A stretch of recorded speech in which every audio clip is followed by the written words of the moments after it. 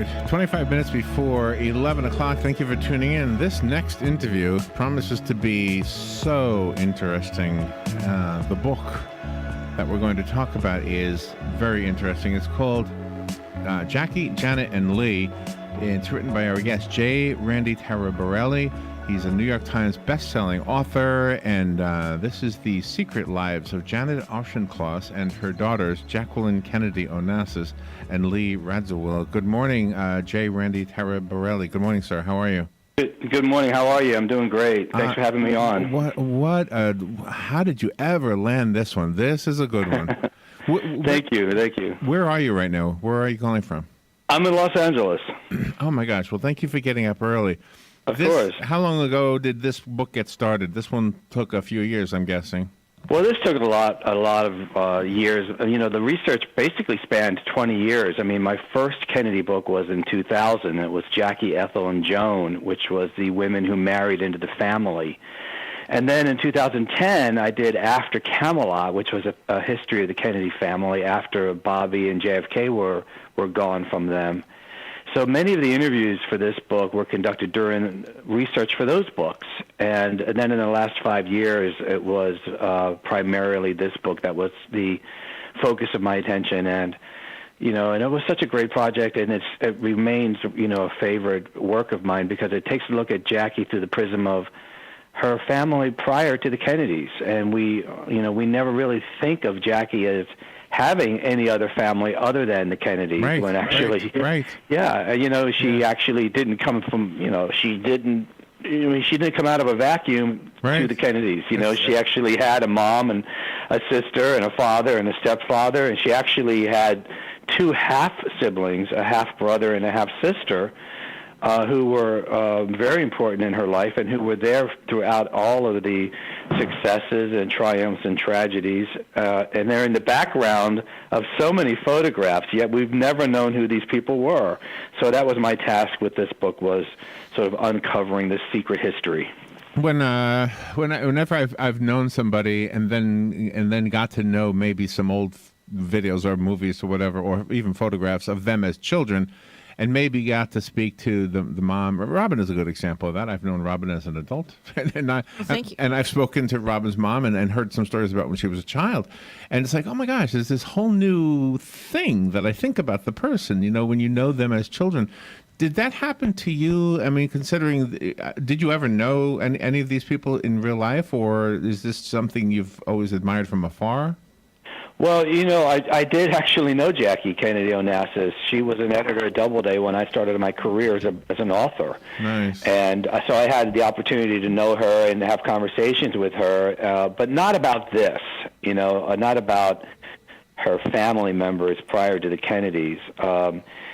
So this was all new for me. I mean, I had the great opportunity to get to know Jamie Auchincloss through the course of researching this book, and I spent probably 40 hours with Jamie, and he's Janet's only son, and also he's the only surviving brother-in-law to President Kennedy, as well as Jackie's half-brother and Lee's half-brother.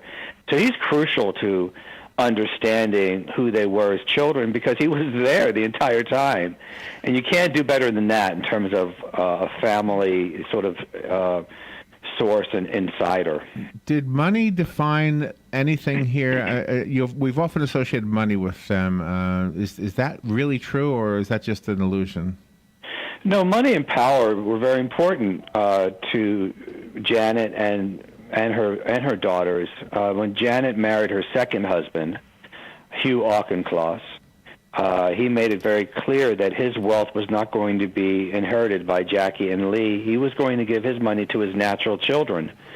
So therefore, Jackie and Lee had to find their own way.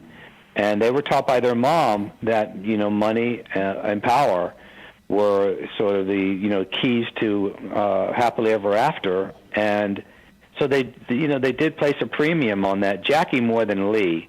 Lee was more romantic and idealistic, but Jackie was very much like her mom, you know, very practical and determined to find a way. After JFK was killed, Jackie was not left with a lot of money. She had a Kennedy stipend, and she had some stocks that she wasn't able to access. So she really did need to find a way. I mean, Jamie Auchincloss has a great story that for his birthday every year, she would give him $1 plus an extra $1. In other words, for his 21st birthday, he got $22 from Jackie. Oh my gosh! And I was like, whoa! When I heard that story, I thought I misunderstood. I said, oh, you mean $1,000 for each year, don't you? Or maybe even $10,000 for each year. Right. He said, no. We're talking $1 for each year. Oh my God. And then after that, shortly after his 21st birthday, is when she married Onassis, and then the checks went up quite. Of course they did. Yeah. The money went up. Yeah, the check started to increase at that point. You really gave us an additional insight, not just of the girls growing up and their relationship with their mother, but on their mother's declining years too. That Jackie was actually a caretaker. A caregiver, I'm sorry.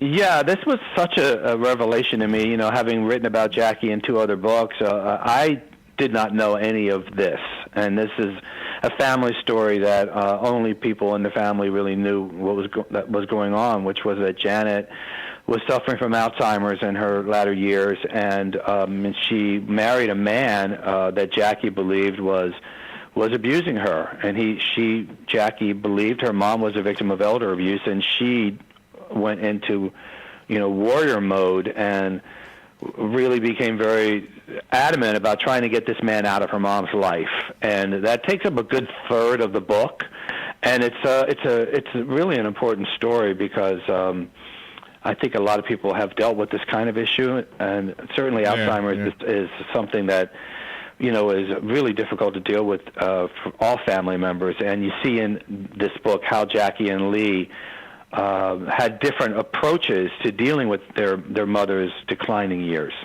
Did Bobby Kennedy's death have a bigger impact on them than John Kennedy's death? Well, it's interesting that you ask because, Janet was very close to Bobby, as of course were Jackie and Lee, and it was the 1-2 punch, that JFK and then Bobby that really put Jackie over the edge in terms of the PTSD that she suffered for many years after. And I don't know that it's fair to say that Bobby's death hit them harder. It's just that the combination of the two was just devastating to all of them. And there's a picture in the book of Janet at Bobby's graveside that is just devastating to look at. I mean, you could see the grief all over Janet Auchincloss's face in that photograph of her at Bobby's gravesite. Well, it's an honor to have you on the show. It's a very short interview and a very big book. So for those who are interested, I have the cover of the book is on the podcast we're doing right now. I have a copy of the book I'd like to give away. It is a pretty big book. It's 514 pages. If you want the copy that was sent to me, you can call me right now, and it'll be waiting for you here. Before we say goodbye, can you... I found it on Amazon, so I know it's there. Do you have a website you want to recommend? Yeah, my website is jranditaraborrelli.com, and you can find the spelling of my name on my book, and it's definitely available on Amazon, so I hope that people will read it. It's number 3 right now in the Women in History category on Amazon. That's pretty good. Yes. It's a wonderful book. Oh, my gosh. You. Yes, it really is. Thank you. It's an honor to have you on, J. Randy Taraborrelli. Thank you, sir. Thank you. Take care now. Bye-bye. Right. We will take a little break. We'll be right back. This is The Source, WOCA Ocala. Well, the new year is upon us, and that means getting to those forgotten projects that you promised you would. So whether you're tackling a small honey-do list or building the Taj Mahal, Sunbelt Rentals will help you get the job done right with the right tools. From carpet cleaners to excavators, Sunbelt Rentals has what you need. So what are you waiting for? Get it done. Rent it now from Sunbelt Rentals, located on Highway 27, just a half-mile east of I-75, or visit sunbeltrentals.com. Get it done. Rent it now. Sunbelt. What do I do now? After 911, don't worry, call Fakuri. Fakuri Medical and Chiropractic, treating auto injuries for over 32 years. Same-day appointments, immediate medical attention, all under one roof. Don't worry, call Fakuri. Go to bestinjurycare.com. All auto insurances are accepted. Available 24 hours a day, 7 days a week to take your call. Car accident? Don't worry, call Fakuri. bestinjurycare.com. Need a tree or two and you're looking for the best deal? Then look no further than Bob Wine's Camellia Gardens in Ocala and check out their buy one, get one at half price deal. Come on out. Pick out your favorite. The selection is huge. You buy one at Bob's already low price and get a second tree just like it for half price. Large trees up to 5 or even 7 feet tall, just $59, and you get another one for half price. While you're there, be sure to stroll Ocala's favorite free attraction, the Camellia Show Spectacular, with hundreds of budded and blooming camellias all over this 5.5-acre garden. For years, people have come far and wide for this fabulous show. It's at Bob Wine's Camellia Gardens, Southeast 38th Street, just east of Lake Weir Avenue. Open daily till 4, Saturdays till 2, in the same blooming place for 66 years. Get it for less at the DIY Home Center outlet. Get top quality real wood cabinets the same or less than the big box stores are selling the cheap stuff. And that's not all. Drywall screws big box stores are $6.47 a pound. At DIY, only $4.99. Plus, DIY has the largest selection of mobile home parts and accessories anywhere. From carpet to doors, get the DIY supplies you need for less. The DIY Home Center outlet. We are your building material closeout store. 2191 Northwest 10th Street, just 2 miles east of I-75. It's time for the Dunellen Farm Days Antique Tractor and Equipment Show, February 9th and 10th, 6 miles west of Dunellen on State Road 40. Don't miss this fun family event. Entry is just $5 each or $15 for a carload up to 6 people. Children 12 and under are free. There will be craft and food vendors, live music, demonstrations, a petting zoo, children's activities, and more. Again, that's February 9th and 10th for the Dunellen Farm Days. For information, call 352-472-2703, 352-472-2703. Here is your 30-second news brief. FEMA yesterday reversed its decision to end emergency food and water aid to Puerto Rico. A Mount Dora man already jailed on child pornography charges is now accused of trying to hire someone to kill a Lake County judge. Citizens are questioning why Ocala police have not made an arrest yet in the hit-and-run incident that killed 2 women on Silver Springs Boulevard on January 13th. And a statue of a Confederate general in the U.S. Capitol's Statuary Hall may be replaced by one of educator Mary McLeod Bethune. And that is your news brief from The Source. In this moment, who has your back? Do you know the name of your insurance agent? Does your agent know your name? Or would you call a 1-800 number that connects you to who? Another state? Another country? Get a local independent insurance agent with Auto Owners Insurance. Someone you can call when bad stuff happens. In this moment, get an agent who will protect you in that moment. Visit George Mangan Insurance in Ocala today at manganinsurance.com.